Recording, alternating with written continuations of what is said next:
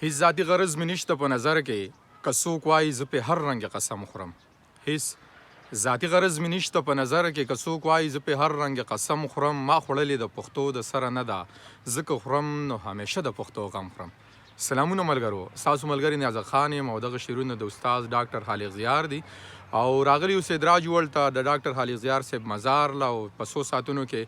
ډېر ګران مشران بشر نوید صاحب سره د ملګرو را روان دی د ډاکټر صاحب مزار له او د هغوی په مزار باندې به د ګلونو دغه څادر غوړوي او بیا به راسره د ډاکټر خالق زیار صاحب په اړه باندې خپل تاثرات هم شریک کوي. د خپل ټیم نه ملګرو ته مې لکه د دې ذکر په وضاحت ځکه کو چې لکه دې ته دا پته ولګي که نه چې دا هغه سړی دی چې دا یوازې د انسانانو د وجود ډاکټر نه دی، د دې د ذهن د انسانیت د ذهن ډاکټر هم چې د انسانیت دپاره کم کار کړی دی او نو هغې کې دی نن هم ژوندی دی. او زه ما وختي د طالب جان صاحب سره دا خبره کړې چې داسې خلک نه مري، ځکه نه مري چې او موږ به هم نه مرو که چېرته موږ داسې ذهن ولرو، ځکه به نه مرو او ځکه دا سړی نه مري چې د دې سړي په ذهن کې د انسانیت یو سوچ او د انسانیت سوچ چې چا سره هم وي نو هغه به په ټول انسانیت کې ژوندي، په ټولو کائناتو کې به ژوندي، په خپلو لیکونو کې به ژوندي، په خپل قلم او په خپلو حرفونو کې به ژوندي. نو دې سړي ته که زموږ سره په جسماني توګه نشته خو موږ سره دی په ذهني، په نظریاتي، په سیاسي، په سماجي، په ادبي، په ډېرو حوالو دا زموږ یو رشته ده او دا رشته نه پرې کېدونکې ده. بله خبره ما د ملګرو سره وختي دا م وکړه چې که زه خپل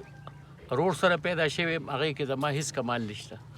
که زما نه زامن پیدا شوي دي او زه د هغې پلار یم په هغې کې نه د هغې کمال شته او نه زما کمال شته. دا یو پراسس دی او د هغې په نتیجه کې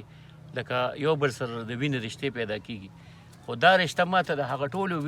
د وینو د رشتو نه زیاته خوږه ده چې دا زما په ټولو خلکو کې انتخاب دی او د دې سړي انتخاب زمونږ غوندې دا ملګري دي. نو دا اصلي کمال دا دی چې یاره موږ د ذهن ملګري پیدا کړو، د سوچ ملګري پیدا کړو، د مینې ملګري پیدا کړو. د وینې ملګري ډېري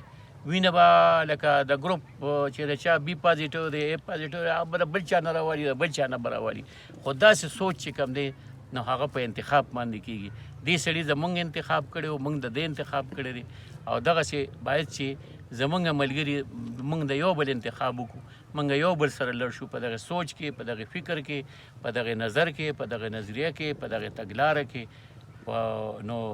زه به لکه که ډېره خبره وکړم خو هغه خبره به هم د دې سړي دې شعر له راولمه چې زاهده په جنت کې به پرانستې تړی ګرځم، تړلی مې ټول عمر د خوارانو سره بلاده لارې اوبه په ګورې نور